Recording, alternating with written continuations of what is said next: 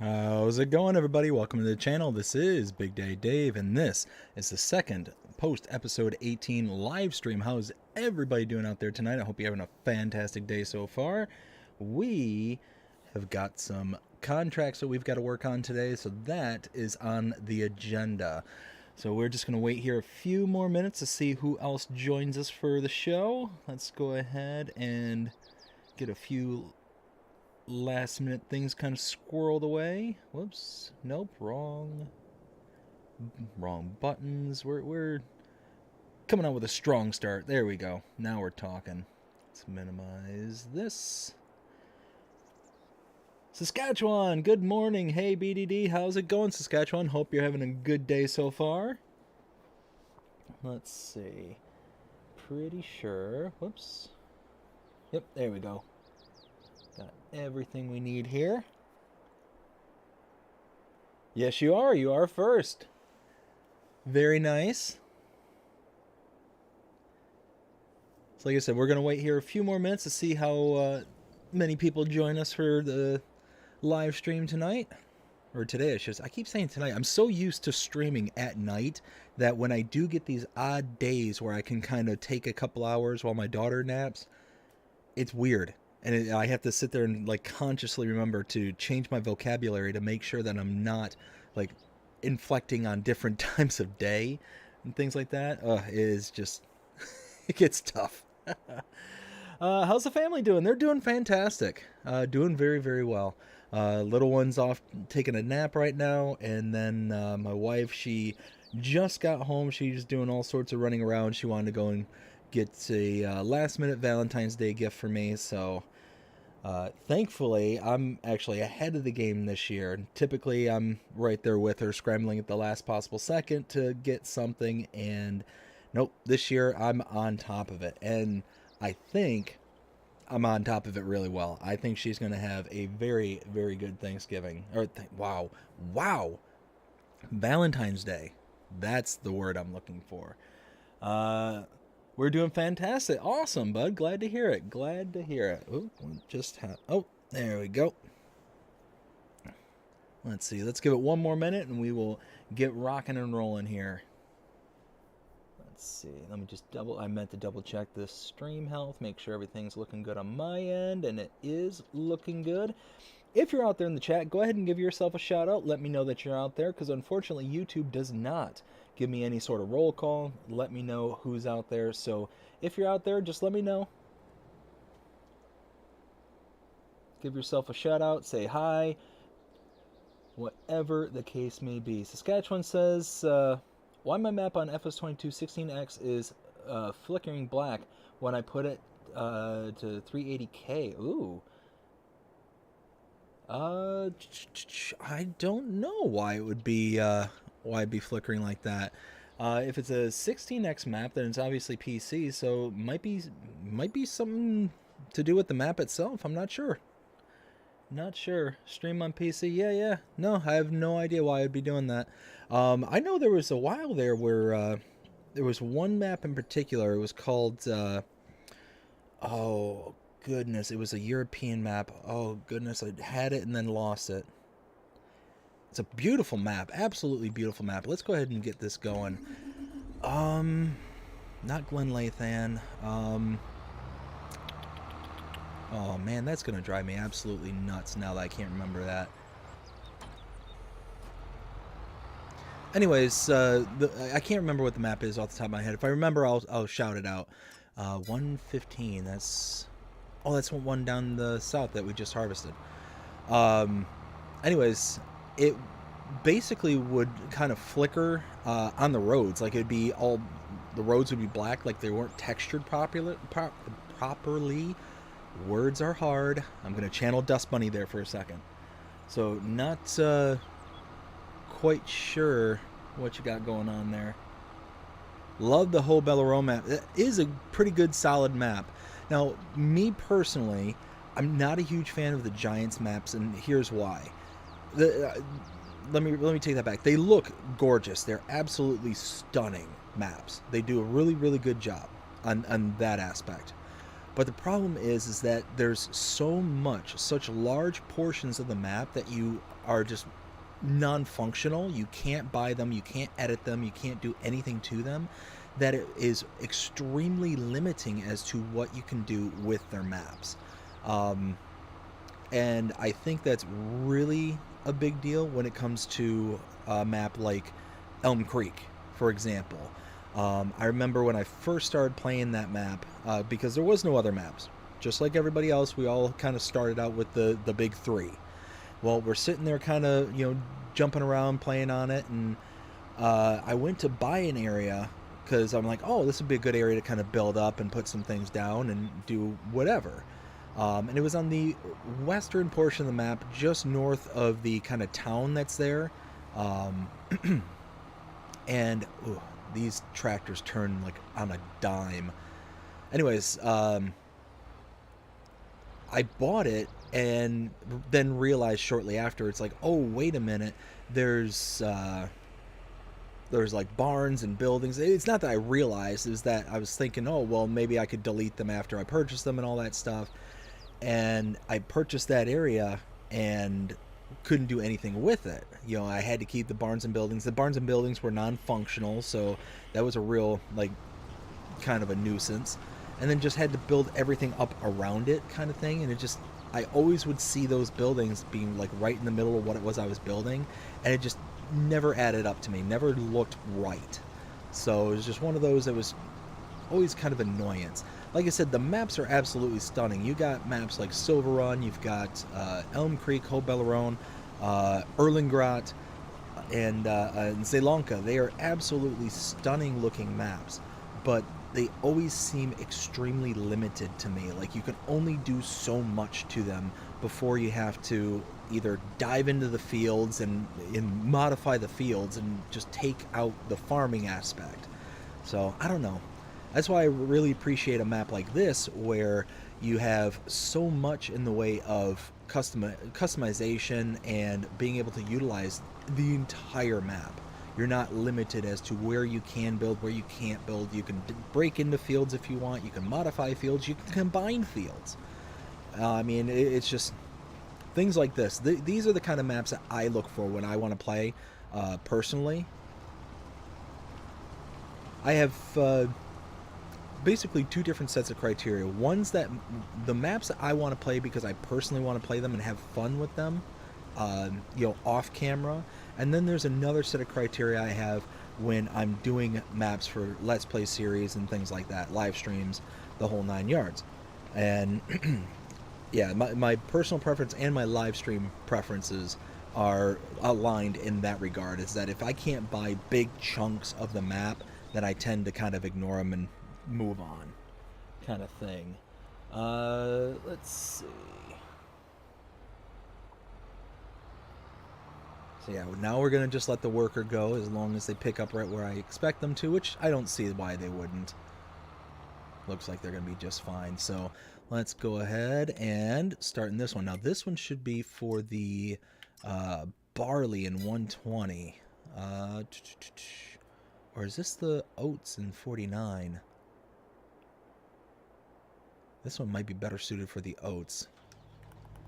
I just won't collect the contracts until I get them both done, because it'll be my luck that I go to collect them and I'm halfway in the middle of harvesting and I disappear the wrong one. I can't tell you the number of times I do that. It is ridiculous. I'll be in the middle of a harvest, or I'll be in the middle of cultivating, and I do a better job when I'm harvesting because I don't collect the contracts. But I might mix up which contract goes where, because I might accept them out of order. And I mean, it does look like, you know what, this is definitely a bigger piece of machinery. So okay, so I think this is for the oats. This is for 49, I'm pretty sure. But helps when you take the turn properly. But I'll take equipment to wrong fields, and if I'm in the middle of like a cultivating contract, I'll go and collect on the contract that finishes, and then it just deletes it from the map, or part of the field that isn't done yet. So then I have to take it from the field that is done, because it's just sitting there, because it's finished, and I then have to, take it all the way over to the other side of the map or wherever the next field was that had work being done on it, and just kind of go from there. It's ugh. It's because I'm sitting there just scrambling, trying to accept things, and I'm not taking my time. I'm not absorbing where things are, what order I accepted them in. It's my own doing. Silly stuff. Let's see. So yeah, we're just gonna start working on contracts, start building up a little bit of money. We got a few hours here for this stream. As long as my daughter doesn't wake up, I might have to hop off, relatively quickly. We do have plans going on later on tonight where we're gonna be meeting up with some family. My brother-in-law, my sister's brother, is coming back into town. He was in town for my sister-in-law's wedding, and then he went up to North Carolina to hang out with his dad for a few days, and then he's going to be coming back here hanging out with us until Thursday, I think it's Thursday, and then he's going to go back to where he's stationed overseas. So one of those is the first time we got to kind of hang out and see him in over a year, so it was really nice to get to see him, get to welcome him back into the States and whatnot. It was good. It was just a real good experience, real fun time. I'm gonna be looking forward to when he comes back. Ooh, I got to. Wow. Well, we got some product we could sell. Let's see. What is Oh, Saskatchewan says let's 40. I think that's supposed to be let's go 49ers. I think is what that's supposed to be. And if so, good luck. I think it's tomorrow is the big game, if I'm not mistaken. Let's see, so we're looking for cheese. There's cheese. Got any cheese? Maypole exports at 3,000. When is September, January, and it looks like February is the highest. What month are we in? July? So I'm 2 months away from September. But really, I mean, it's not that far off. And we've got 11,000 liters in storage in this facility. Let me check something just real quick. What kind of storage does this thing have? Oh, we're still we're still chugging away on the milk. Starts at 5:30. Did see Hardy News. It's garbage is not country. Oh, new music.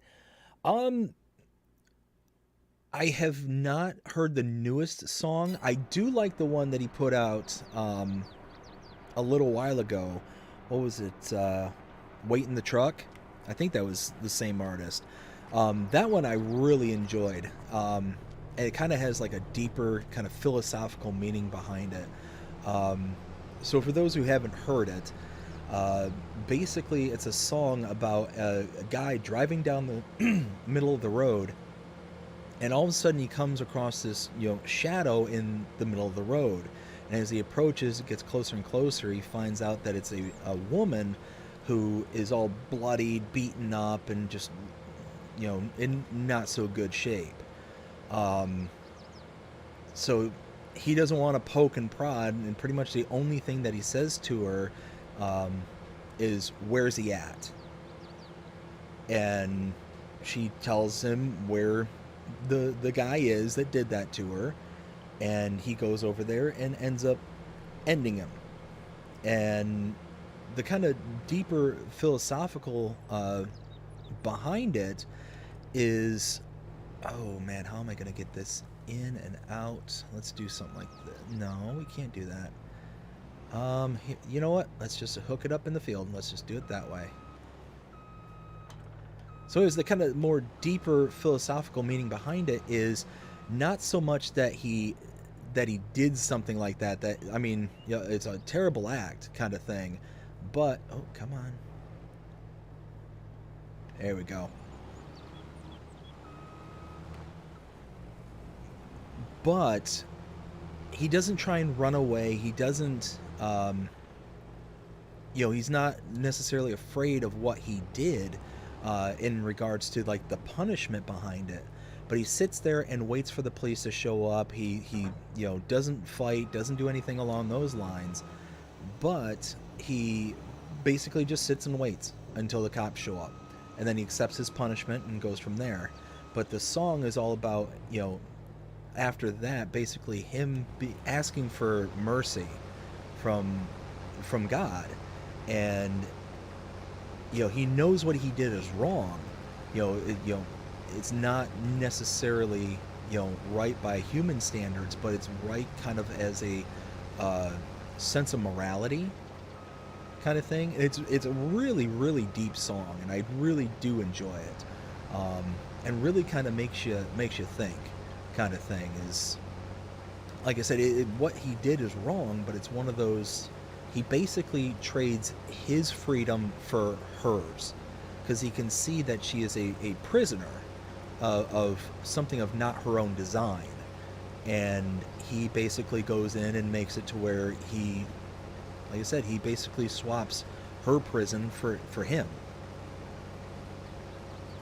And the song continues and says how he occasionally gets visits from her, and she's obviously grateful and didn't know of how she was going to get out of that situation. She didn't expect that she would receive justice from a judge under the seat of a pickup.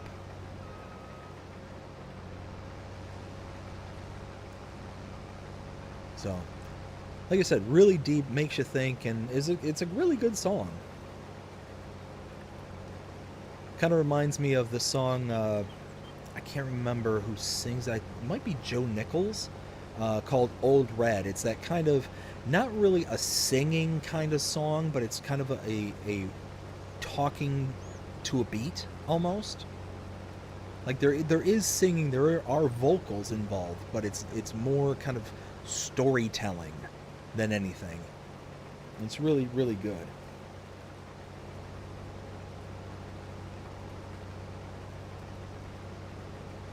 Like I said, go ahead and check it out, because it's pretty solid. I do like it. Let's see what we got going on here. So nothing in the chat so far.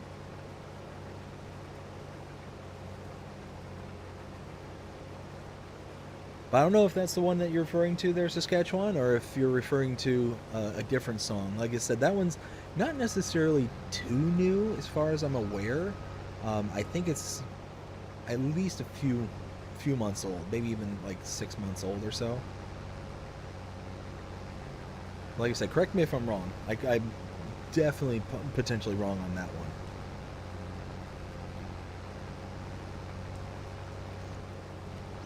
Oh, come on. I feel like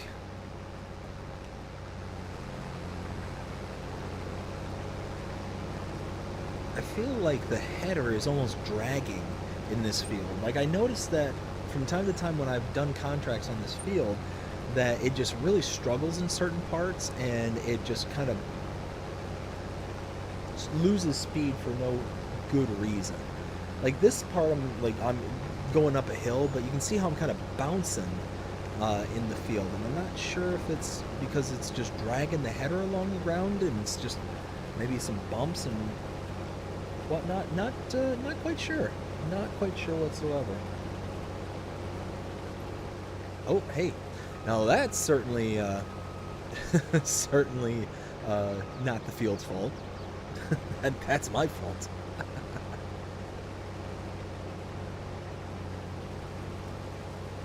Alright, so we'll get a good headland going here, and then we will rock and roll to get the trailer over here. Might be able to get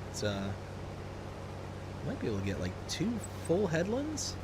Not 2 full headlands, but 2 full passes before I kind of set my sights on automating it and going from there.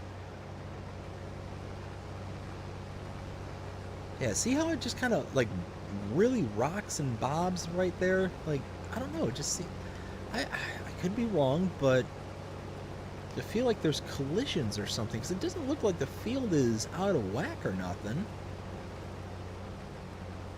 I don't know. I'm not quite sure.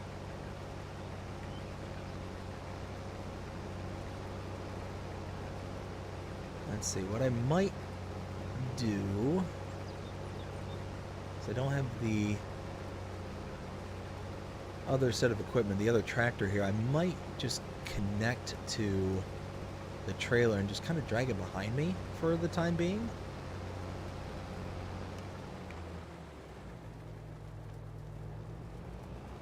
Let's see, I think the wheels are pointing this way.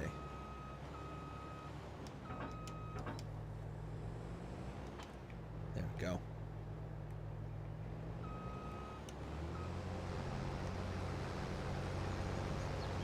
Alright, so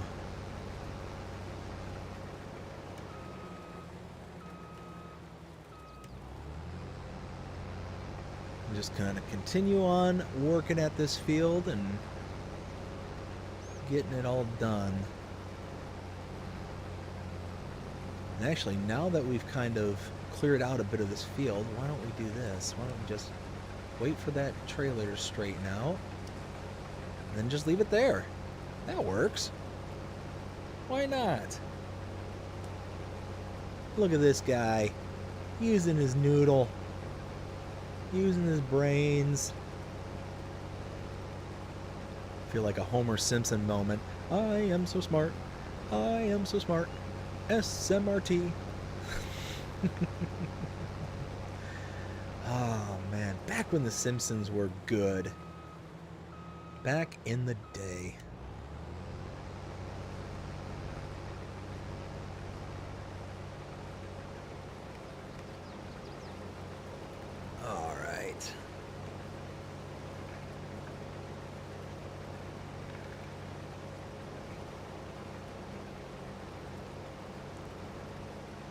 I mean, we might actually make 2 full passes before we actually need to unload on this thing. That might be a thing. I'm not sure. Jody! Hey, bud. How's it going? Look at that pretty blue wrench. Ah, love it. Love it. How you doing, bud? Hope you're having a fantastic day so far.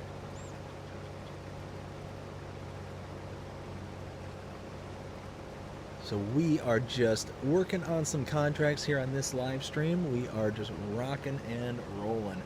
I am doing fantastic today. Got a little impromptu stream going here.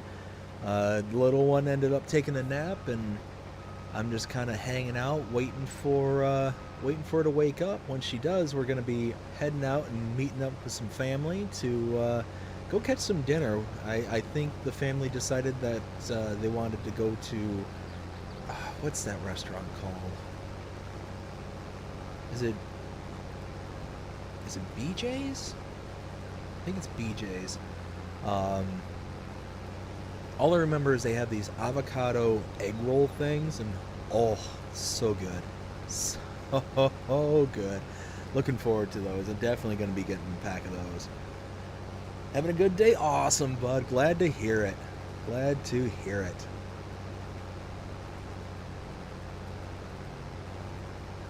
But yeah, we got my brother-in-law. He's coming back into town here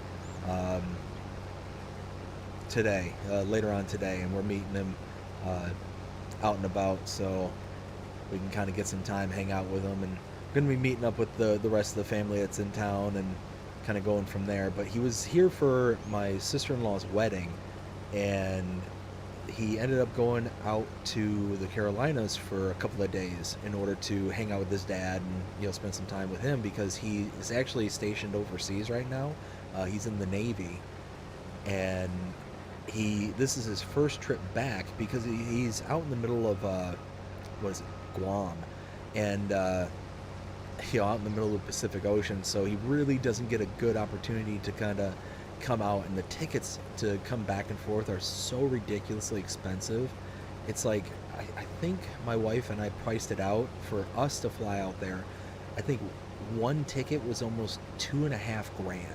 Like, it was ridiculous the amount of money it cost to be able to go and see him. It's like, sorry, bud, we'd love to come see you, but we can't afford $2,500, just to come and hang out for a few days, kind of thing.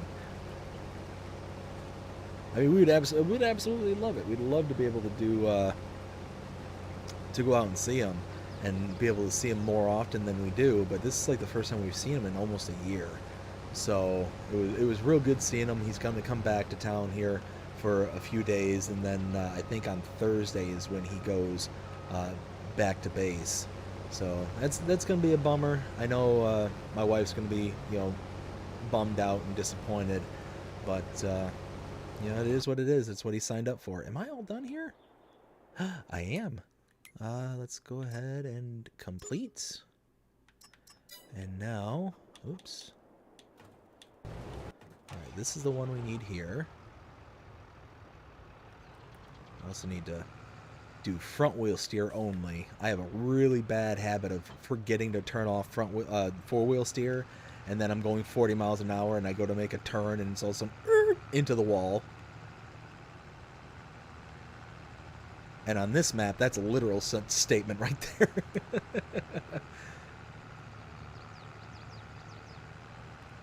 Let's see. I'll catch up with the chat here in just 1 second. But yeah, looking forward to going out, hanging out tonight. We don't often get a chance to like go out and like go to dinner and stuff like that. So looking forward to this. But when we do tend to go out with my wife's family, we tend to have a habit of going to the same restaurant over and over and over again. And it's a good restaurant, don't get me wrong, but because we've eaten there so much and so many times, I'm beyond sick of it. I'm so beyond sick of going there. And of course, and what it is that it's my nieces. They always want to go there because they have these little kids meals, and with the meals they give little temporary tattoos that the kids can play with, and they get little crayons and coloring pads and like all this stuff. They got all sorts of stuff for the kids, and it's nice. It's a nice little restaurant kind of thing. It's a little Mexican joint, and more like Tex-Mex, and and the kids always want to go there because they want the temp tattoo, and they want the coloring stuff, which most places do the coloring stuff, but it's that little temporary tattoo. They always want to go there and have that little temp tattoo. And it's like I said, it's good. It's a good restaurant, but we've gone there so much that it just burned out. So when I heard that we were, whoa, hello, that's oops, wrong button. And I'm in the wrong vehicle. See, I think if I come around this side of the... Yeah, see, now... It's just not pitched that well. Let's see what the chat's saying. Bring me some dinner, buddy. Oh, man. If I could hit the, what is it, 8+ hour drive, I would. Let's see. That's a lot of money for a ticket. Yeah, oh yeah. It's ridiculous. That, and we'd have to go and get passports. That's extra money and like all that stuff. My wife, she used to have a passport because she used to travel all the time when she was younger. Like she's been to places like Brazil, and she's been overseas to oh goodness, to Europe and all that stuff. Like I said, she used to travel all the time when she was younger, back in high school and before. She actually did. I don't necessarily want to call it mission work, but it might have been. I might be misunderstanding, but basically she was down there helping people. But I don't recall if it was like affiliated with a church. Anyways, but she ended up staying there for like a few months because she was there with like a foster family kind of thing. Oh, and come on, there we go. And yeah, she'd tell me all these stories about how she would go traveling along the Amazon River and on this little, it wasn't necessarily a houseboat per se, but it had like rooms and stuff that she could go in, and like there were beds and stuff. But I mean, it was kind of a makeshift houseboat. Um, but she would go, traveling up and down the river, and the family that she stayed with, they would do a lot of fishing and stuff in the Amazon and whatnot. And it was oh, wait, wrong way, wrong. So yeah, for the longest time she had a passport, but we hadn't traveled out of the country and needed one for a long time, so we just let it elapse and expire. But we need to get a passport. We need to get all sorts of travel documents. And now that we've got our daughter, it's just that exponentially harder to justify being able to go. Like, it would be one thing like if we went, like if she went or if I went by ourselves kind of thing, and the other one stayed. But then it's just spending all that time away from the little ones, just not really something we want to do. Like either one of us. Like if we don't have to, then we don't want to. So one of those that we'll just kind of hang out and wait, and we can always get on like FaceTime and stuff and chat with them and see them through the phone kind of thing. It's not the same, as having them, being able to, give them a hug and all that stuff, but it's better, certainly better than nothing. Let's see. Tell him I appreciate his service to the country. I absolutely will, Jody. Absolutely. I know he always gets a little bit, I don't know if bashful is the right word for it, but he gets people who will stop him because he travels, in uniform and stuff like that. And I think that he's required to do so in certain situations. Like if he's coming from base and whatnot, he's required to be in uniform on base, and then he travels immediately after, so it's like no time to change and whatnot. So he gets a bunch of people who will stop him and thank him, and he's like, oh, well, you're welcome, and all that. And he always says that it's weird that people, like, not weird, he didn't say weird, he's like, I always feel, how did he put it?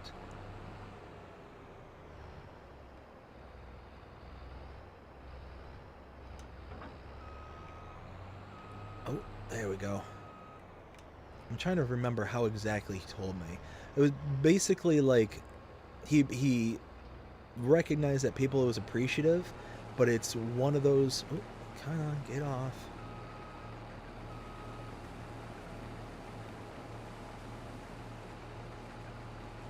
One of those almost like he doesn't require the appreciation kind of thing. I'm having a hard time. It was a conversation we had a long time ago. Because I had said, something along those lines, not in those exact words, but very, very close. It's like, hey, because we were kind of going back and forth. It's like, I basically said, I greatly appreciate what you do, because I couldn't do something like that. I couldn't and wouldn't. Like if let's put it this way, if crap really hit the fan, then like if we were thrusted into a war or something like that, then probably I'm also old. I'm too old, and they probably wouldn't want me at this point. But if like we were and like invaded, like from a foreign adversary or something like that, then it would almost be something that you'd have to consider, kind of thing, to prevent, to prevent like my wife and kid from, being under tyranny of some sort.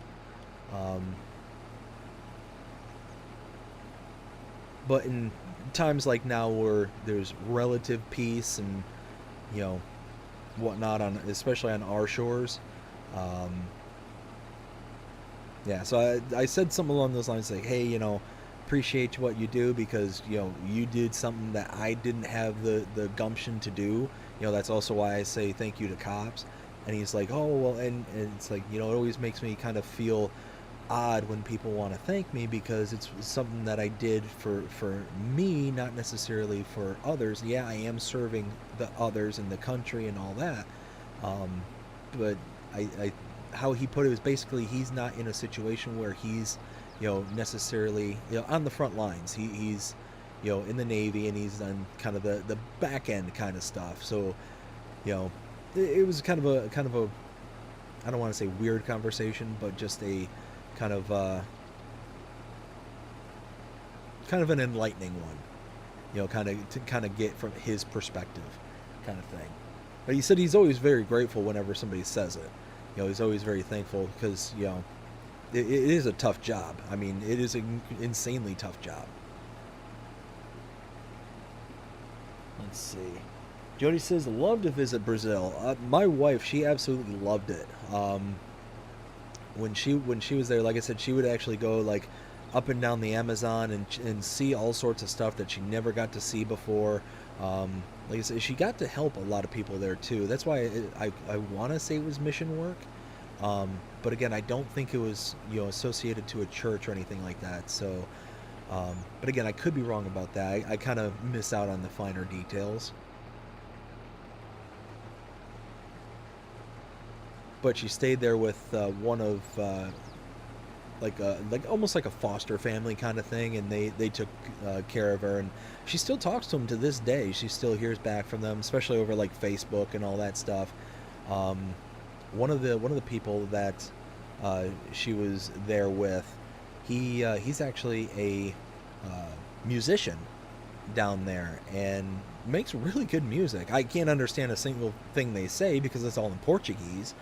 But I mean, it's got a good sound, and certainly can appreciate it, kind of thing.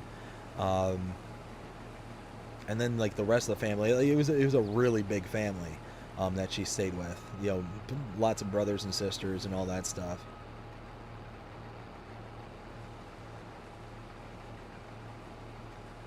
Let's see. Let's go ahead and set that loose, and let's get the equipment. So my brother-in-law, he's in the Navy, and he does what is it? Is it communications? I think. I know he did like a boat tour for I think it was like 6 months, and he really didn't like it. He didn't like it because he was basically the person in charge of steering the ship.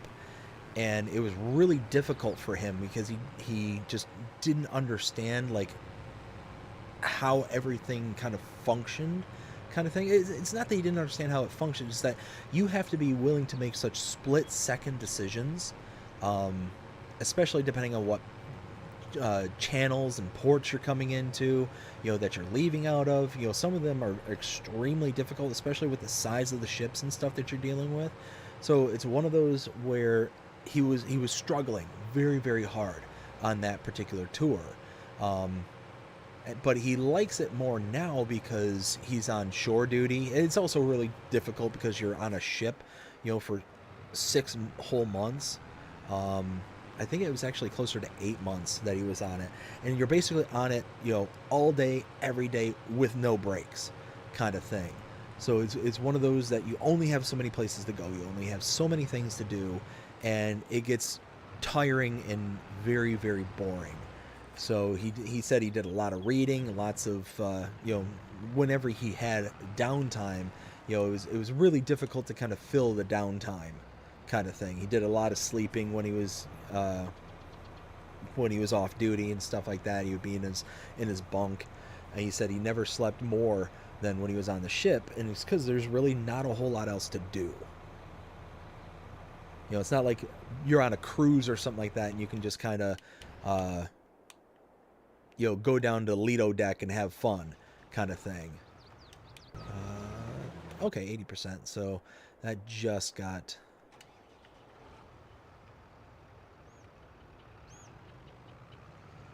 Let's see.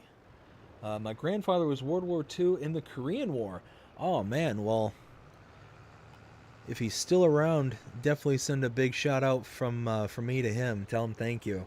I I know my grandfather, he was in, what was it, World War II. He was actually a paratrooper, uh, and was blown in behind enemy lines at one point. Um, I'd have to ask my dad the full story again, but it was a pretty wild story. I think, if I'm not mistaken, he eventually came home because of a wound and had a Purple Heart and all that.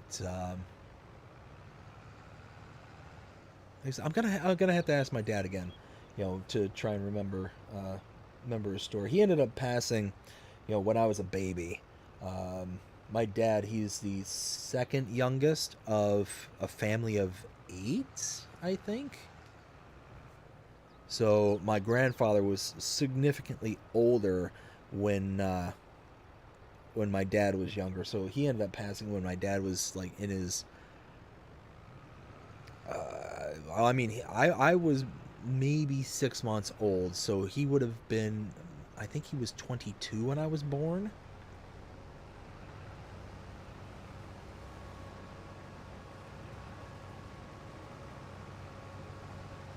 All right, let's empty this out.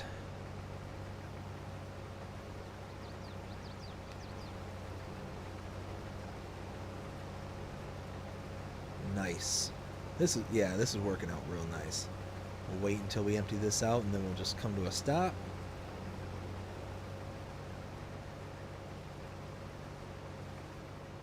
And I think this will be the last time we need to empty it out. Yep, there we go. Perfect. Let's see. How's this looking? 43%? All right, yeah, so we're rocking and rolling. Let's see. Pakovia. Is that Pakovia? Greetings from Slovakia. Well, hey, how are you doing today? Hope you're having a fantastic day so far. And thank you for stopping in. Wow, Slovakia. That is a long ways away from here. Ah, man, I tell you what, that is one of the coolest things about doing YouTube and doing streams like this is being able to talk to and meet with so many people from around the world. I've said this numerous times on this channel. I'll say it one more time because it still holds true to this day, that it just one of the kind of underrated things I never thought of when I started doing YouTube, being able to talk to people in real time. So it just really really cool, especially like I said, all over the world. I mean, from Slovakia, that's awesome. I absolutely love it. Like I said, how are you doing, Pakovia? Hope you're having a fantastic day so far. We're just sitting here working on the farm and doing some contracts. Just gotta make some money. But like I said, as a reminder to everyone, though, I am streaming while my daughter is asleep. So as soon as she wakes up, I'm going to have to hop off. So that is going to require me to likely hop off in rather short notice. So while I'm thinking of that and coming across that, let me go ahead and do all my commitments really fast, so that way we can get those out of the way and I won't have to run off and forget to do them. So need to give a shout out to all my tier 2 members, starting with and ending with Mark K. Thank you so much for being a tier 2 member. And like I said, that's it. If you are interested in becoming a channel member, go ahead and check out the link in the description below, or go to the main channel page and click the join button, and there you can gain access to things such as early access to edited content such as channel shorts, as well as the Let's Play series, specifically the Let's Play, not this because it's not edited. You also get custom badges, custom emojis, and that all starts at 99 cents a month. You can also become a tier 2 member for $4.99 a month and get exactly what you just heard here for Mark K. You get a shout out and a place in the banner going for $4.99 a month, and you get a shout out every single live stream that we do. So if you're interested, go ahead and check it out. Like I said, description below or the main channel page, either one will get you there. Oops, and that was already turned on. Let's see. Pakovia says, I'm very well, thank you. And what about you? I'm doing fantastic. having a really, really good day. Got an unexpected opportunity to be able to hop on and do some streaming. So anytime I can, get those kind of opportunities is a good day. Let's see. I need to remember where to take the barley. Where am I taking this? Let's see. Hard being in the Army and in the Navy. Yes, 100%. So right now I've got two brother-in-laws that are actually in the military. One of them's in the Navy, like I just mentioned, and the other's in the Army. And ooh, this is going to the grain. Oh, so they're going both really to the same location. Yeah, right there. Nice. Um, and yeah, my one brother-in-law, the one that's in the Army, he's basically in for the long haul kind of thing. He volunteered, like he was what's the enlisted. That's it. He enlisted. That's the word I'm looking for. And he actually stops in the channel every once in a while. I'll go ahead and give him a shout out right now. Forge TCG. How's it going, brother? If you're out there, you haven't made your presence known, but I know you stop in quite often, so I appreciate you. But yeah, he's been in there for going on like 13, 14 years now. Yeah, and he's just he's riding it out, trying to get to the 20-year mark, so we can do the early. I don't know if it's considered early retirement. I think it's just retirement, and then can kind of go from there. But he's actually the one that just got married here recently, to my sister-in-law. So shout out to both of them. Let's see. I'll catch up with the chat here in just a second. We're going to take this. I believe this. I said this is the grain mill, right? Grain mill. Okay, yes. And then the oats are going to the cereal factory. Okay, so they're both going to the same area. It's just one's going to one, one's going to the other. I just got to be careful, make sure I go to the right one.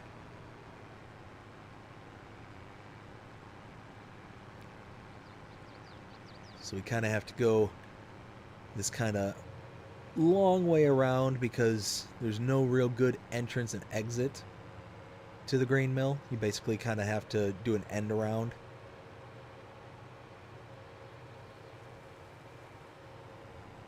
There we go. Let's see.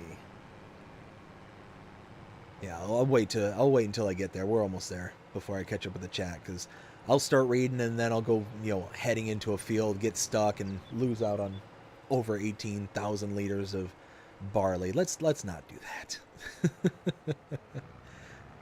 Don't read and drive. All right, grain mill to the left. There it is. There we go. Perfect. Dump that whole thing in. All right, let's catch up with the chat. So, Jody says, Papa was there when Pearl Harbor got on the plane, flew over on... Oh, wow. Wow, oh, yeah, no, that's... Whew. That's rough. That is rough. Long way from the U.S. Yes, it is.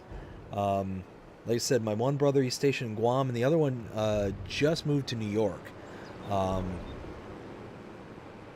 one of those, making the best of it that he can.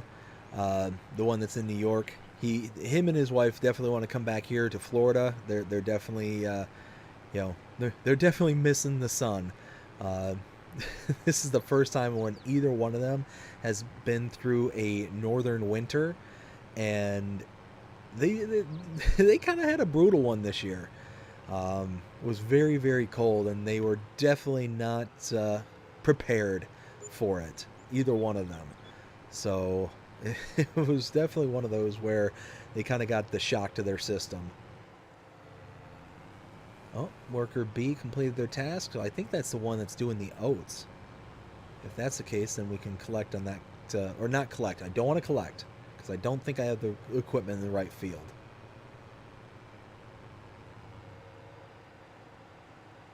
So let's take this back and then be able to unload, because it looks like it's at 80%.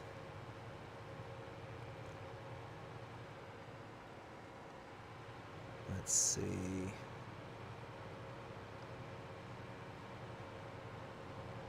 So if I remember right, it's back through here. You know what? Just follow the ruts in the road that I made. The tracks. I'm going the right way.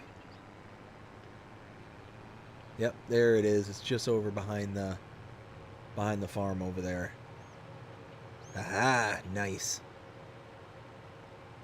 That's the one cool thing about this map, is that the road network is so intricate, and I've said this before, but it's so intricate that it really makes it difficult to learn where to go and all that stuff.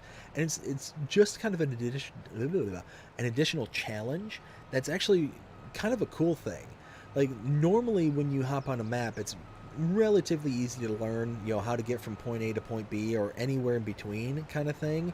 But this map, because of how all the roads and the lanes are all kind of laid out, you really... Oh, tank is full. Well... Ah, no. Oh, ah, darn it.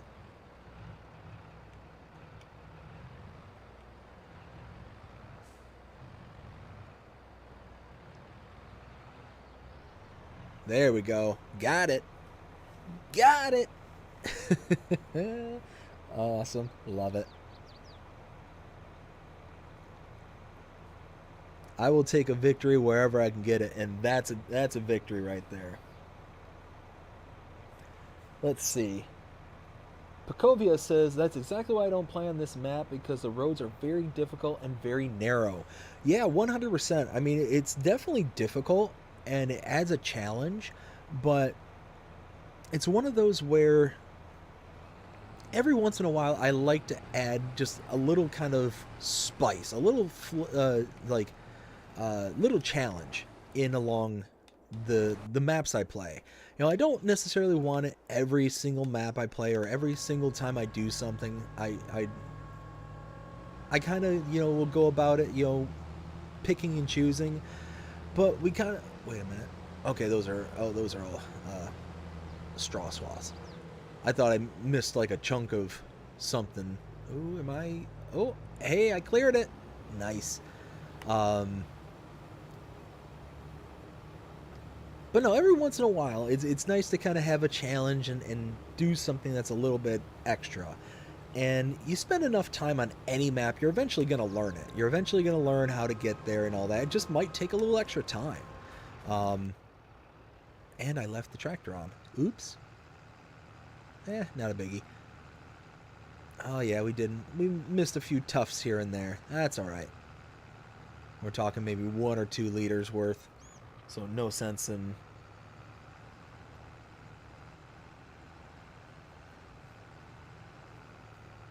No sense in worrying about that.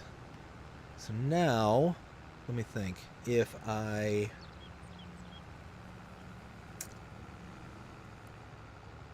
go down this road, I can take this side street and... Yep, that's what we're going to do.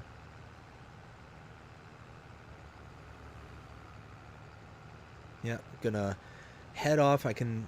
Looks like I should be able to keep around 3,200 liters of oats. And I will keep it, and I will take that back to the farm.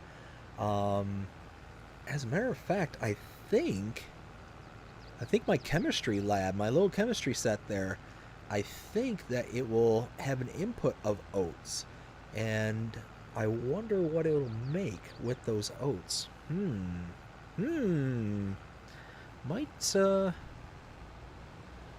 Might look into what I can do with it. It might be good if I can make seeds with it. If I have all the components, I can make some seeds. That'd be good.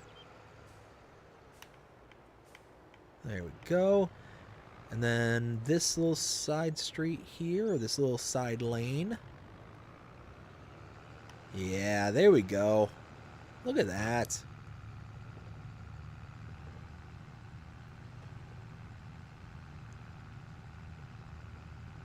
Look at that. Looking good. And then from here I make a left and it takes me right to...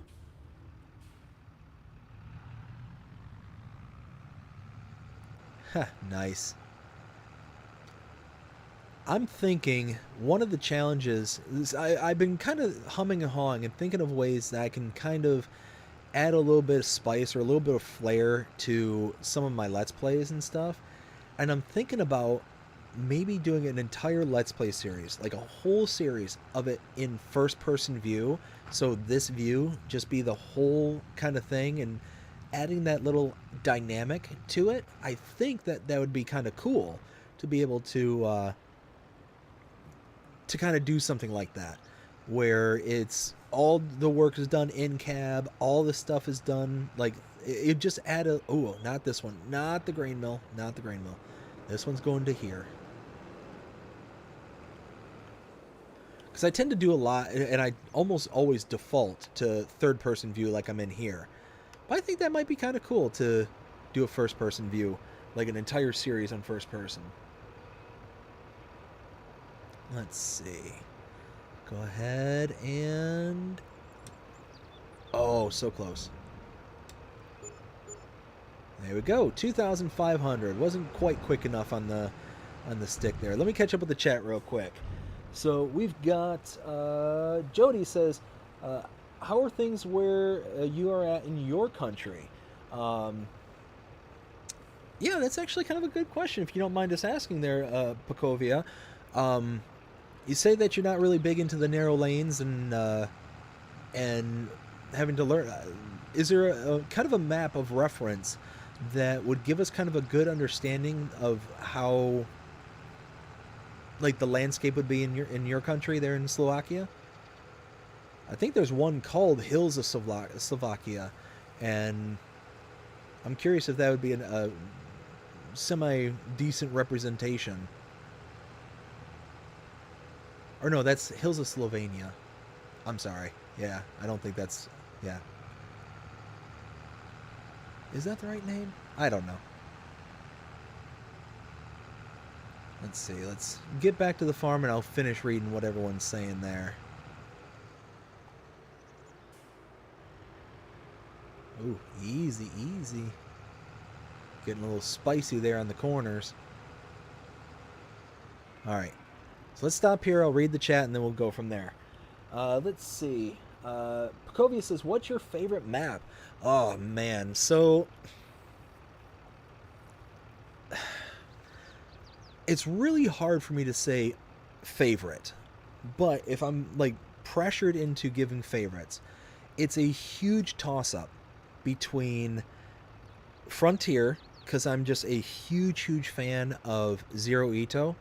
And really, it would be kind of a toss-up between, or I should say interchangeable between the Green Valley from Zero Ito and Frontier for different reasons. I like Frontier because of that kind of future aspect, you know, oh, well, what happens if there was like a nuclear war and all that, like kind of the storytelling aspect of it. But if I was going with more of a traditional, then I would substitute that one out for Green Valley, because I'm, like I said, I really love Zero Ito's maps. Very detailed, very highly, like lots of things going on that makes it just feel very immersive and deep. And then there's like Alma, Missouri. Love Alma, Missouri. Love Valley Springs. Like I said, pretty much all of those would be kind of interchangeable as like my favorite map. But that's kind of the flavor that I have. I'm very much into maps where there's lots and lots of detail behind them, and they've got lots of things going on. Let's see. So this is, out of lime. So what am I with lime right now? Oh, 56,000 liters. Nice. And we're out of making snow into water, so turn that off. Now, I thought oats was an input. Okay, I see wheat, canola, corn, barley. Oh, oats is not an input. All right, well, we'll head over to the silo and just dump it in there. I have just a little bit extra for Coco, the horse. All right, so this one is done. Oh, yeah, we'll just drive through the... And I think in the next Let's Play series too, is like I said, I'm thinking about doing everything in first person view, but then at the same time, I might add in crop destruction. I might make it to where, like what I'm doing here, if I were to drive into the field like this, that it would just start destroying the crop underneath me. I think that would kind of be cool, to do something like that. And really kind of hammer down on kind of the realism aspect. Who knows? Maybe I won't use like lifting straps. I might not use like all the kind of little things that make things easier. Maybe on the back end, maybe the live streams and stuff, I have extra equipment kind of set out to the side to, you know, kind of expedite things to a certain degree. But for like the Let's Play series itself, might do something like that. Might consider it. Oof, oof, oof. Okay, well, kind of that would have been a broken axle or two. Let's see. Let's catch up. Oh, Slovakian map, the Carpathian countryside. That is such a good map, and you think that's a good representation of that one. Yeah, if that's the case, then yeah, I could see why having narrow lanes and whatnot would definitely be a difficult thing. Really love that map. That's definitely on my tops right there too. Because again, same exact thing as I said before, is that it's extremely detailed, and I'm a very big fan of having those kind of details. I really like the kind of big mega co-op that they got going on there on that map. As like the starting farm kind of thing, but I also like that you can kind of start in other areas and kind of start smaller if you want. You don't have to have the big massive facility and all that stuff. So like I said, that is a good map. I do like that one. I think it's Hector. I think Hector did that one, if I'm not mistaken.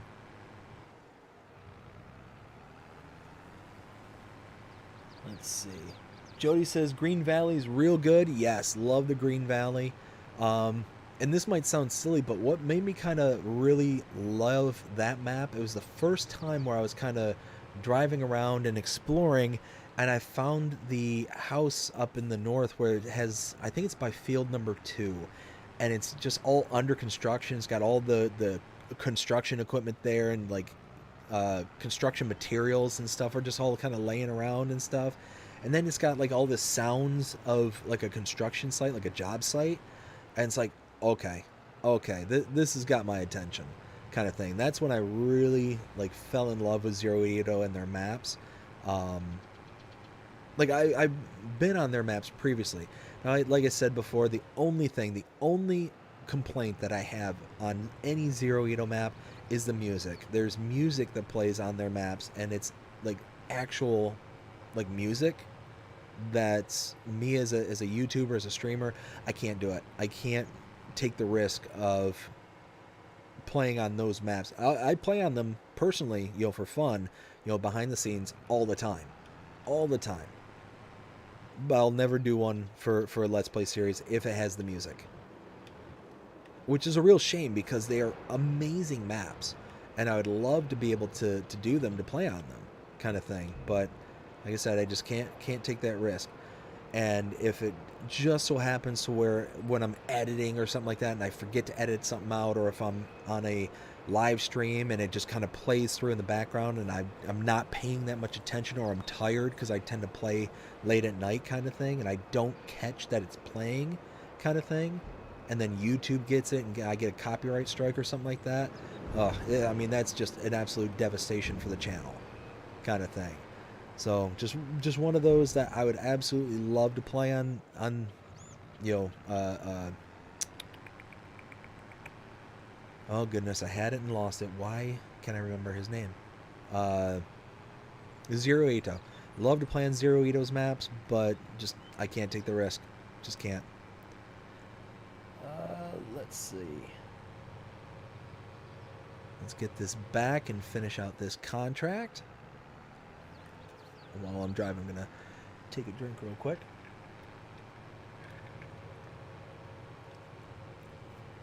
Nice. Okay, so we're gonna go ahead and get over there. Might even, oh no, because I can't collect on those two. got to wait until this one's done before I can collect. So like I said, I think I got the equipment backwards. I think the New Holland was supposed to go up to 49 and that the bigger one was supposed to go the other way. I could be wrong. I might have gotten exactly right. Because looking at the acreage, they tend to have equipment that's kind of sorted by size based on the amount of acreage that you're doing. And I took the bigger set of equipment up to the bigger field. So, I don't know. We'll see.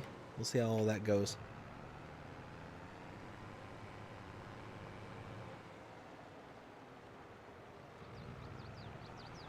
Let's pull in over here. We'll get rocking and rolling to finish out this contract. We'll collect. And then maybe we'll do a baling contract? I don't know. Oh, hey, it's done. Perfect. Perfect timing. Let's stop right here.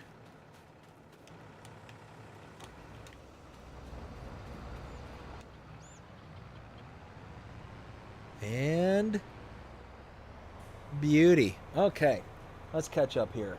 So, Pacovia says, yes, Alma is a good map. Love Alma. That is such a great map, and I really like the map maker. And what I mean by that is they have some really solid maps. Celabuki,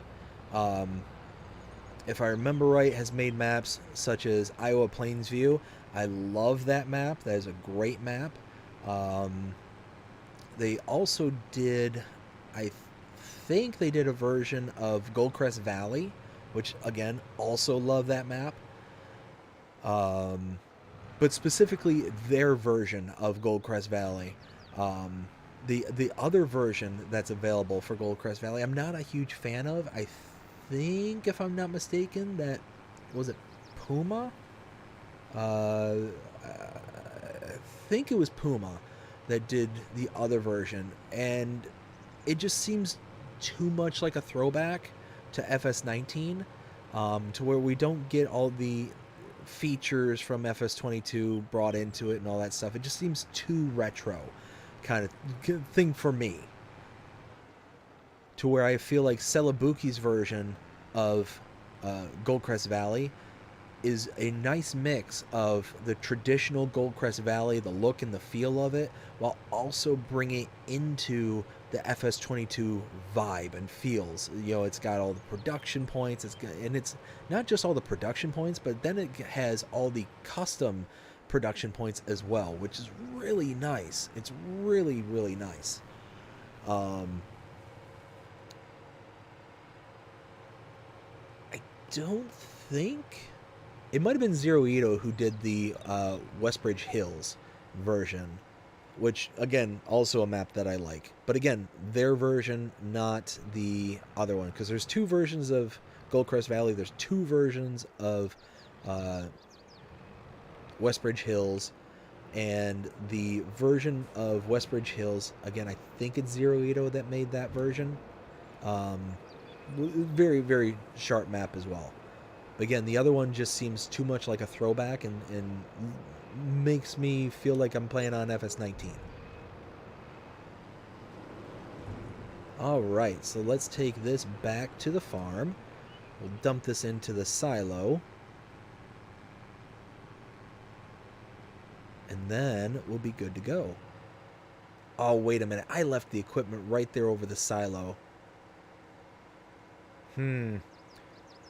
You know what? This isn't my equipment. What do y'all think? Should I engage ramming speed?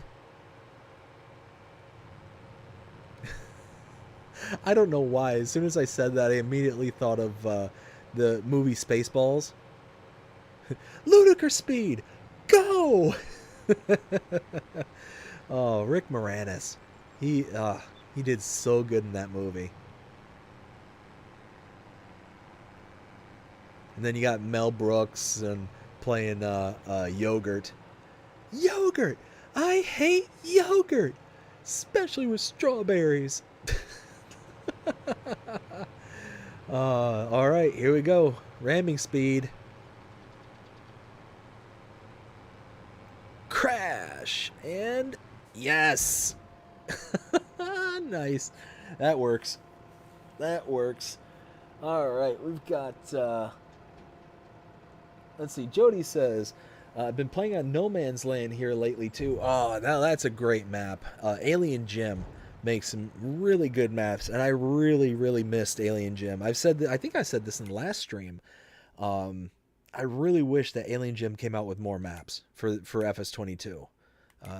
Nope, we want complete. Perfect. Look at that. Perfect. These are 2 oat contracts. I really don't need much in oats. Why don't I do these? We got a hay contract to the lumberyard. Oh, both of these are hay and both of them are to the lumberyard. So boop, nope, boop, nope. All right, well, we got a silage and we've got hay. This is going to lumberyard. Boop, nope. What is going on here? I just want 1 contract. Hey, there we go. We got it. We did it. We did it. 127. That's the one. Oh, it's right by where we were. So let's go get our mower and start. Actually, you know what? Where's this going to? Oh, this is going to the biogas. Well, let's do this. Let's take the product there first. And grab this. So what I'm saying for the next Let's Play series about not only do the first person, but equipment like this, where it has straps where you can pick up things with straps. Like I'm talking about doing the things like the full traditional way, like with the pallet forks and the whole 9 yards. I'm kind of kicking that idea around. Like I'm kind of thinking about it. We'll see. Let me catch up with the chat though, because I keep saying I'm going to catch up and then trail off. Pacovia says yes, Hector. Okay, so I was right. It was Hector. Nice. Jody says I never use crop destruction. I always mess up the fields. And that's exactly my issue too, and I always get frustrated whenever I use it, but it's one of those, again, I don't mind adding a little bit of a challenge every once in a while, and one of those where I'm just kind of kicking around, you know, how difficult it would be to do all my harvesting in first person mode. How hard would it be to do all my tractor work in first person mode? I'm kicking around. I'm thinking about it because I think that it would be kind of an interesting series to be able to have everything in first person view, number one, but then be able to like challenge myself as a kind of thing of personal challenge. I don't know. I think it'd be cool, and I think it'd be good content because it'll also show me kind of messing up. Because I will mess up. It's gonna happen. All right, oops. Kind of like that. I will mess up. Oops. There we go. Start filling. Want to put in silage. Let's go. 200,000 liters, and we'll just take that right up there. Let's see. Jody says they make some of the best maps on the game details. Yes, 100%. My buddy is the contract king. You know what? I like it. I like it. I will definitely take it. What is that? Cristiano Ronaldo says hello Cristiano. How are you doing? Hope you're having a fantastic day so far. Jody says yes, he did a Westbridge Hills map too. Nice. And Jody also says hi to Cristiano. And I'm all caught up. I said I'd get caught up, and now we're there. Nice. Anyways, yeah, I mean, there's so many good maps out there. So many good ones. I mean, I was thinking about it the other day, and we, as a farming community, as a gaming community, are incredibly spoiled, and in a good way, with the amount of maps that we have. I did a inventory on my channel the other day and realized that I have over 200 different map tours. Think about that right there. 200 different map tours means that we have over 200 different maps that we have access to. How many games out there? I can't think of a single one where you can sit there and say that you have a game that you can play on 200 plus different worlds out there, 200 plus different maps, and All of them are different. All of them are unique to some degree. To some degree. Like, there's no overlaps. Like, yeah, we have two versions of Westbury Hills. Yes, we have two versions of Goldcrest Valley. Things like that, yes. But there's not really many games out there where you can sit there and say, well, I can play on 200 different maps. I can play on 200, and not only can you play on 200 different ones, but then you have map makers who will come out after the fact, and correct bugs, correct issues, expand on what the map can hold. Like, perfect example is Hector, like we were talking about with Carpathian Countryside. It was a solid map right at the very beginning. Right at the very jump, it was a really, really solid map. But then they came out with several additions after the fact that made it just that much better than what it was originally. So that aspect of it, to have such a solid community of creators who will not only create something, put it out there, but then later on down the line will sit there and be like, you know what? I think I can add this. I think I can add that and just make it that much better. Or to just add things to make sure that it's functional. If something just so happens to be broken at time of release or whatever, that they can come back after the fact and fix it. That is amazing. Especially considering where I started playing. I used to play games way back on the Atari. Like, I'm 40 years old, so I've been playing games for, I can't say my whole life, but for a vast majority of my life.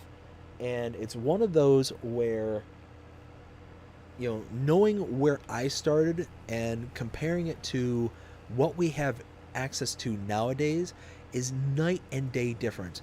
If I was playing on the Atari or the Nintendo or the Super Nintendo way back in the day kind of thing, and you bought a game that was not right, if it had a map that was broken, and that did happen.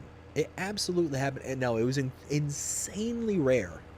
That is the one downside I will say about the kind of gaming industry we have now versus the gaming industry we had back then, is that if you released a product that was broken, you did not have the ability to fix it. You did not have the capacity to do that. So you were forced into checking, double checking, triple checking, quadruple checking, doing over and over and over iterative growth on any game that you put out there, because you didn't have a second chance. If you put something out that was, broken, then that's on you, kind of thing. And you had to eat the cost, kind of thing. If people then returned the game, which was very, very rare that you could return games back then, you developed a reputation, and that reputation was, hey, you're a bad game maker, and people aren't going to buy any later iterations of said game, kind of thing. So one of those where just seeing where we started, where I started personally, to where we are now, I do prefer this model to where we can have those iterative growths, so where we can kind of, go through the growing of each individual thing, but it also rolls back and makes it a lot easier for these kind of issues to come up, these kind of mistakes and oopsies to slip through, because the testing phase is not as strict and stringent. Now, also too, the games were a lot simpler back then. You didn't have as many systems and mechanisms and triggers and this and that's and all that kind of stuff. The graphical interfaces, all those things have grown exponentially. So it's easier to have those things come up and not be noticed, because there's so much more to the game than there was 30 plus years ago. I mean, again, back in the Atari days, you had, games where you had a line, another line, and a block, and it would bounce back and forth between the two lines. And that was like tabletop tennis kind of thing. It's kind of easy to determine, oh, hey, the ball just disappeared. Hey, how did that happen? Let me make sure that's fixed. Or anything. Now, I do remember games being put out that were broken. I do vividly remember that. There was E.T. was a game that was famous for a glitch that it had available in it. And there was even games where they were glitched, but people glitched them on purpose, kind of thing. So a perfect example, I just watched a video on this a while back. The game Tetris, back for the original Nintendo, only had like, I think it was 150-ish levels. Don't quote me on that exactly, but it only had a certain amount of levels and color combinations to those levels. And then once you got past a certain level, which was incredibly hard and rare to do, all by itself, because it required very special techniques as to how to input the controllers and all that stuff, because you had to have insanely fast reactions to be able to do it. But once you got past a certain stage, the game didn't know how to do the color codes anymore, because it would just go by a very specific predefined categorization of colors per level. And eventually it would get to color combinations that were just so off the wall and goofy. And there was one color combination in particular when you got, I think it was in the 300s, where you could hardly see, kind of thing. You had to, in mid-game, be able to tweak the settings on your TV to be able to see the screen and be able to see what was going on. And it destroyed so many people. But you eventually get to a certain level and the speed is at its maximum. You're not going to have a higher speed beyond a certain level for the original Tetris. But then eventually people got past that. I think they called it the ghost level, because you couldn't really see anything. It was just almost invisible on most televisions. Well, eventually people got to the end, and it was where the game literally just crashed.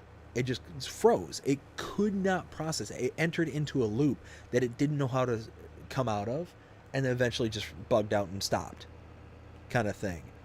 So, I mean, that's not necessarily a bug, quote unquote. It's just you reached the maximum capacity that game was able to get to. But I mean, it's one of those, kind of a cool little detail and kind of a cool thing that I came across a while back. Now, let's see. Let's go ahead and put all this stuff back, and then I can start that process up again at the biogas plant. Let's see. So we got that all delivered. It's 80%. That's fine. So then we can go and mow the field, bale it, take it back to the farm, and go from there. We're going to catch up with the chat and see what everyone's saying.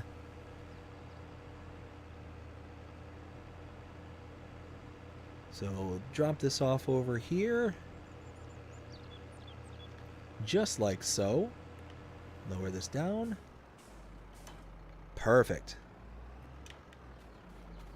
Hide this again.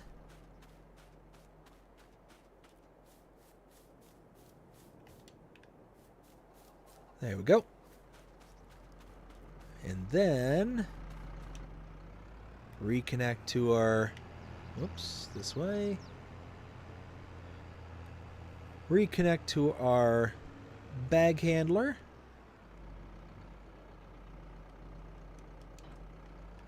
Just like so. All right, let's check out the chat and see what everyone's saying. We'll go from there. Let's see. So we've got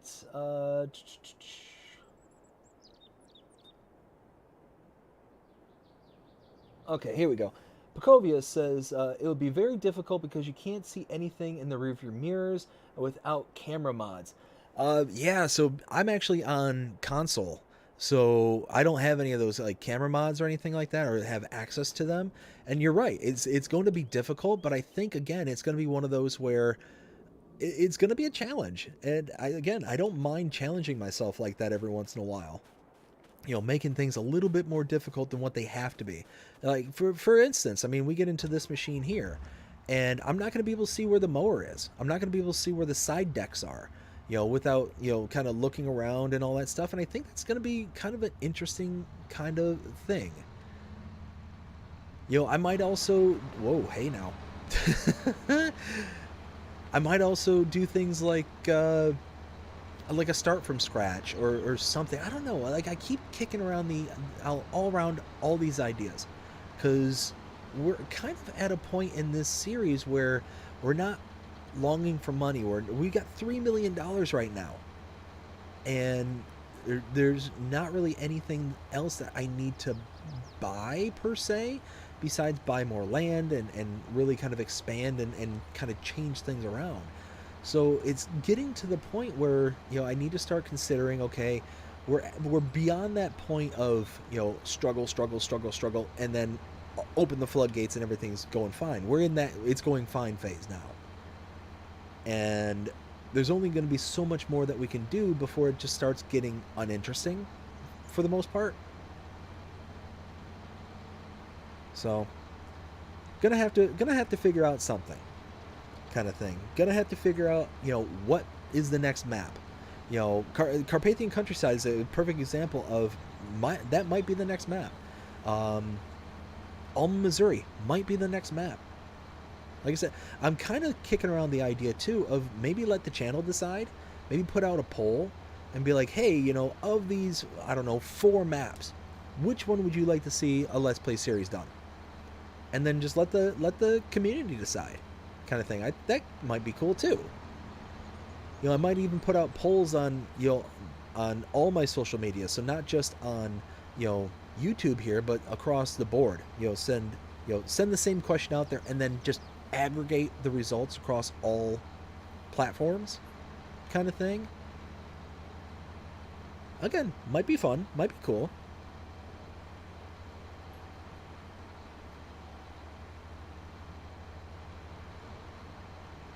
Let's see, it is 3 o'clock in the afternoon my time. That means that the little one is going to be waking up here before too much longer. So I'm not going to accept any other contracts for right now. I'm going to work on this contract and kind of just interact with people and kind of go from there.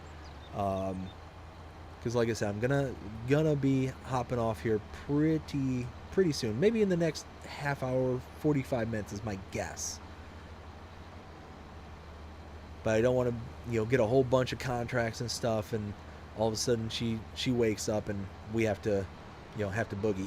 Yay! That's the only thing about this tractor, is that if you're going too fast and you try and turn, it doesn't like it. Oh well.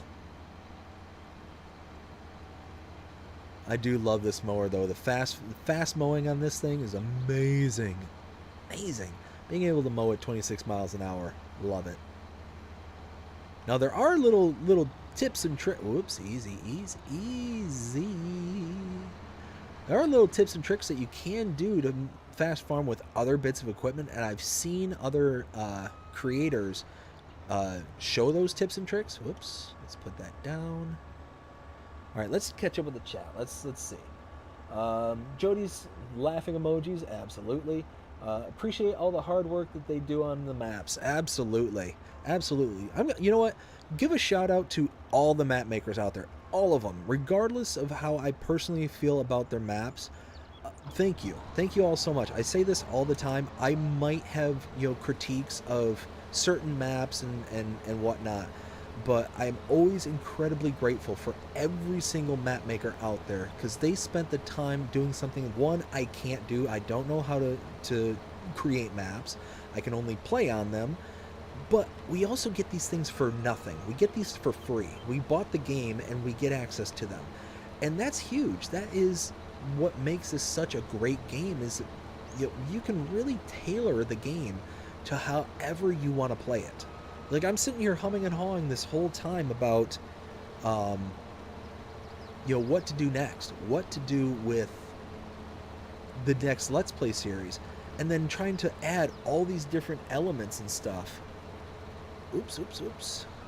Add up all these different elements to be able to make it just a little bit more difficult or a little bit more challenging, kind of thing. And that's awesome. I absolutely love it.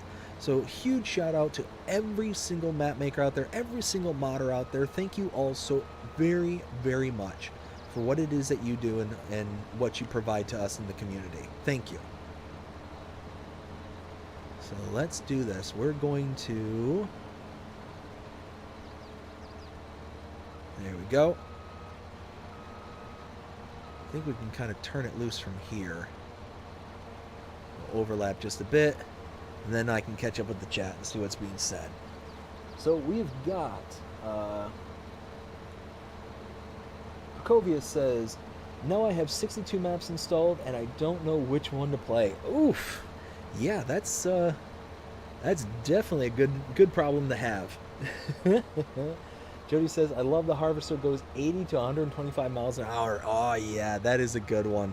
Is that the Reaper or is that the Colossus pack?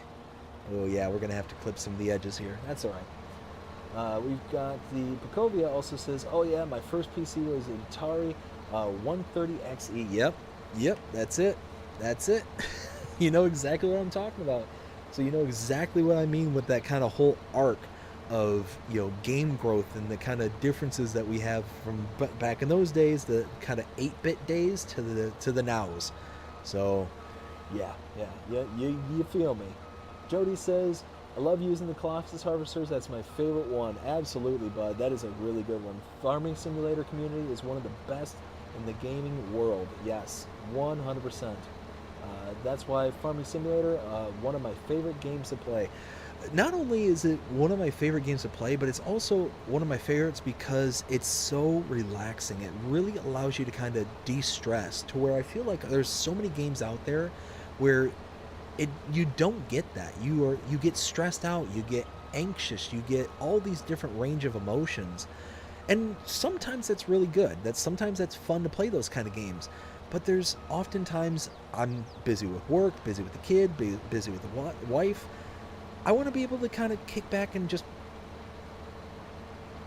for lack of a better word, kind of putz around and just kind of go at it at a slower pace, kind of thing. Like this. This is a perfect example to where I can set the worker off and just kind of sit here and have a conversation and chat. Really, I absolutely love it. Started playing on the N64. Oh yeah, so a few removed from myself, but yeah, loved the N64, loved the Nintendo, loved the Atari. Played on the Sega, played on, I mean, pretty much every single console, starting back from the Atari days, moving forward, until we started getting into the whole kind of PlayStation, Xbox wars. Nintendo's always been kind of doing their own thing ever since the PlayStation, Xbox wars kind of started. One of those that I've owned PlayStations, I've owned Xboxes. I know people out there is like, "Oh, well, this one's better. Oh, no, this one's better." And it's like, I've really never noticed the difference. You know, I've owned both at the same time, you know, going back. And it's like, I don't see a difference between this game and that game. I don't see it. And that's ultimately what boils down to me. Yeah, there might be, you know, faster load screens and faster this, faster that. It's like, that doesn't really matter to me. If the game is exactly the same, there's no difference between the game on the Xbox versus the PlayStation, then it don't matter. To me, it don't matter. So that's kind of how I always went about it. And it was just one of those that, especially when we were having the issues that we were having with the supply chains and all that stuff back when, you know, the plague was, you know, running amok back in the day. It was one of those, what system can I get a hold of first? Can I get an Xbox or can I get a PlayStation? Because that's going to be the winner. So that's what it boiled down to for me in this particular one.